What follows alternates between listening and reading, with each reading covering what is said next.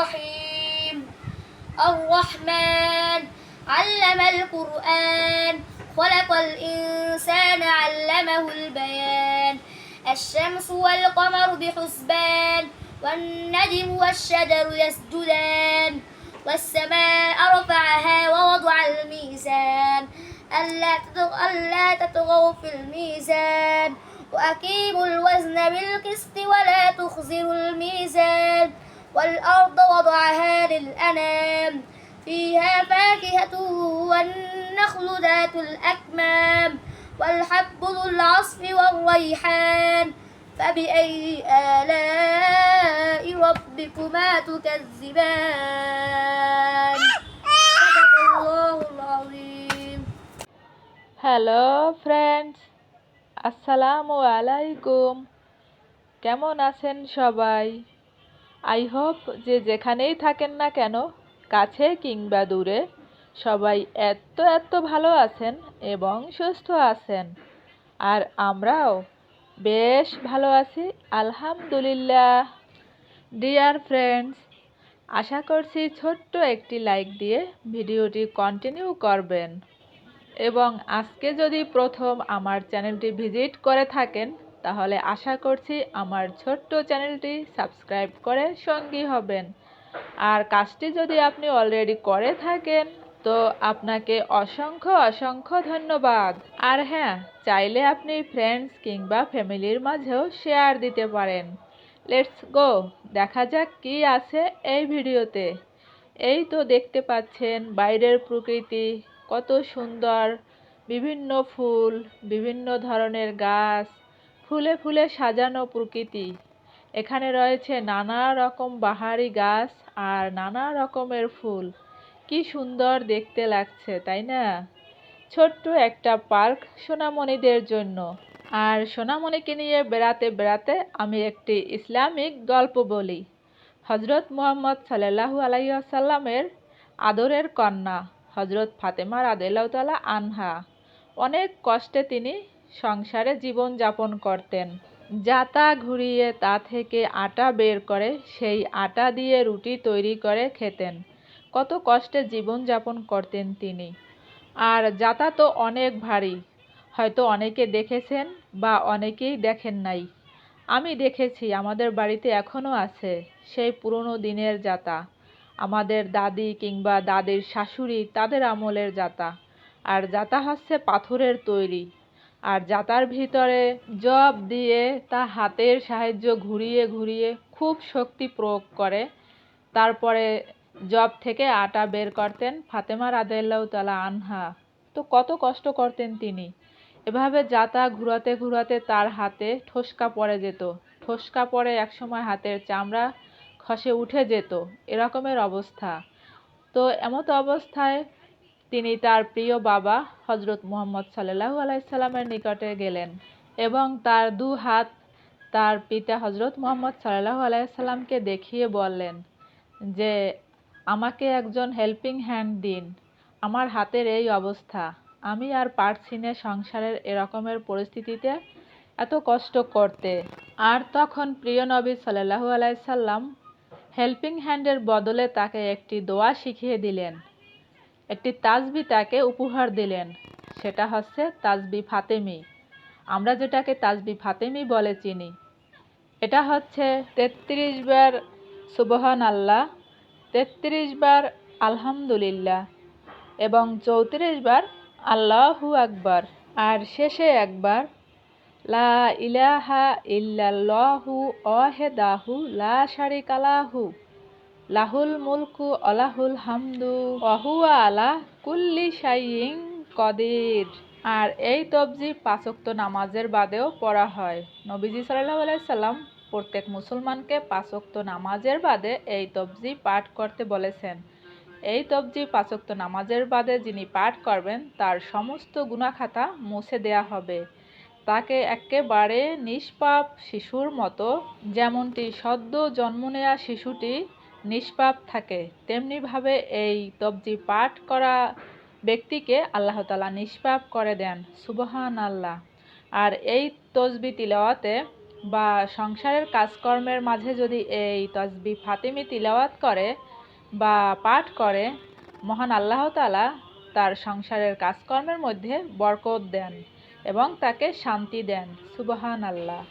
এক কথায় তার সমস্ত পেরেশানি দূর হয়ে যায়। ডিয়ার ফ্রেন্ডস, দেখতে দেখতে দুপুর গড়িয়ে এলো, তাই জন্য আমি দুপুরের রান্নাটাও স্টার্ট করে দিলাম। তো হাঁড়িতে বেশ কিছুটা রান্নার রেগুলার তেল দিয়ে তার ভিতরে পরিমাণ মতো পেঁয়াজ এবং রসুনের পেস্ট, পরিমাণ মতো লবণ, পরিমাণ মতো হলুদ মরিচের গুঁড়া এবং কিছুটা ধনিয়ার গুঁড়া, তারপরে কিছুটা পানি দিয়ে আমি কষিয়ে নিলাম 2 মিনিট। 2 মিনিট পরে স্লাইস করে কেটে নিয়েছি কিছুটা পেঁপে এই মশলার সাথে অ্যাড করে দিলাম।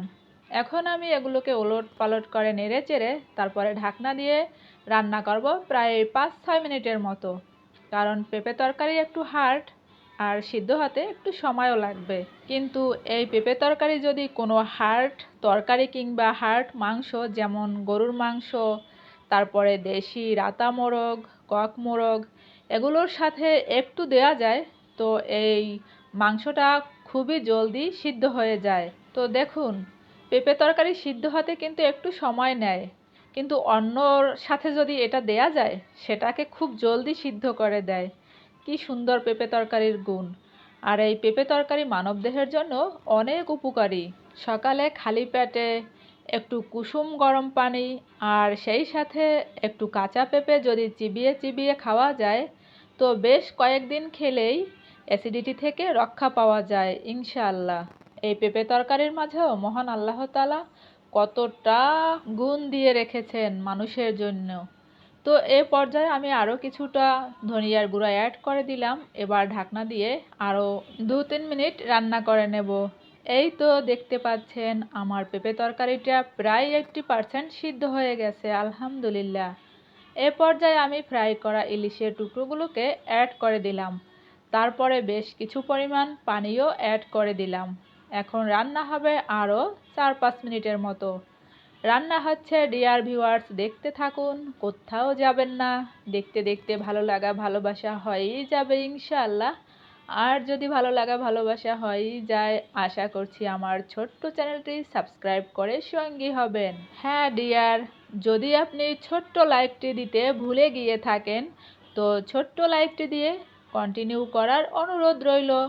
আজ সকাল থেকেই বিশাল আকাশটা বড্ড মেঘলা ছিল। ভেবেছিলাম কখন যেন এক পশলা বৃষ্টি আসতে পারে, তো যেই ভাবনা সেই কাজ, বৃষ্টি এসে হাজির। এখন কিছুটা কম, বাট আমার রান্নার সময় মুষলধারে বৃষ্টি ঝরেছিল। আমার বারান্দাটা পুরোটা ভিজিয়ে দিয়ে তছনছ করে গেল। আবার শুরু হলো প্রচণ্ড আকারে। দেখতে পাচ্ছেন যে বাইরে বৃষ্টি অঝোর ধারায় ঝরে যাচ্ছে। খুব ভালোই লাগছে, ঠান্ডা ঠান্ডা একটু শীতল শীতল আবহাওয়া। এই বৃষ্টি দিনের শীতল শীতল আবহাওয়া কার না ভালো লাগে বলুন তো। বৃষ্টির ফোঁটা ফোঁটা রেণু দেখতে দেখতে আমি ফিরে এলাম ঘরে। আর ডিয়ার, এখন আমি নিশ্চয়ই একটা কিছু তৈরি করতে যাচ্ছি, তাই জন্য 1 কাপ ময়দা নিয়েছি, সেই সাথে রান্নার বেশ কিছুটা রেগুলার তেল দিয়ে দিলাম, আরও দিলাম স্বাদ মতো লবণ। তো এখন এই সমস্ত উপকরণগুলোকে হাত দিয়ে নেড়েচেড়ে মিশিয়ে নিলাম, আর এখন অল্প অল্প করে পানি দিয়ে আস্তে আস্তে একটা ডো তৈরি করে নেব। এই তো ডো তৈরি করা শেষ। তারপরে একটা পরোটার মতো করে বিশাল আকৃতির রুটি তৈরি করে নিলাম। একেবারে পিঁড়াটা যত বড়, ঘুরিয়ে ঘুরিয়ে গোল করে তত একটা বড় আকৃতির রুটি তৈরি করে নিলাম। এই তো দেখুন, আর এর পুরুত্বটা হয়েছে ঠিক পরোটার মতো। এখন আমি বেশ কিছু পেঁয়াজ কুচি নিয়েছি, আর এই পেঁয়াজ কুচিগুলোকে ছড়িয়ে দিলাম পরোটার উপর দিকে, চারদিকে ঘুরিয়ে ঘুরিয়ে ছড়িয়ে দিলাম। আর ছোট একটা কাঁচামরিচও নিয়েছি। কাঁচামরিচটা ছোট নিলাম এই জন্য, বাচ্চাদের কথা মাথায় রেখে। ছোট বাবু আছে যেহেতু, ও একটু খেতে চেষ্টা করবে। যদি অতিরিক্ত ঝাল হয়ে যায় তো ওর খাওয়াটাই একেবারে মাটি হয়ে যাবে, সেই ভেবে একটু কম করে মরিচ দিয়েছি। আর এখন একটা ডিম নিয়েছি, সাথে সামান্য লবণ দিয়ে ডিমটাকে ফেটে নিলাম, আর এই ফেটানো ডিমটা ছড়িয়ে দেব উপর দিকে। দেখতে থাকুন ডিয়ার ভিউয়ার্স, এই তো ডিমটা দেয়া হয়ে গেছে। এখন ডিমটা আস্তে আস্তে চারিদিকে ছড়িয়ে পড়ছে নিজে থেকেই।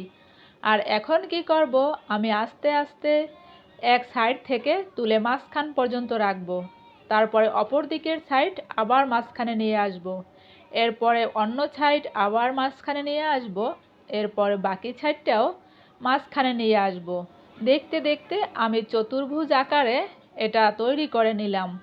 আর এখন বুঝতেই পারছেন যে আমি এটা মোগলাই পরোটা বানাতে যাচ্ছি।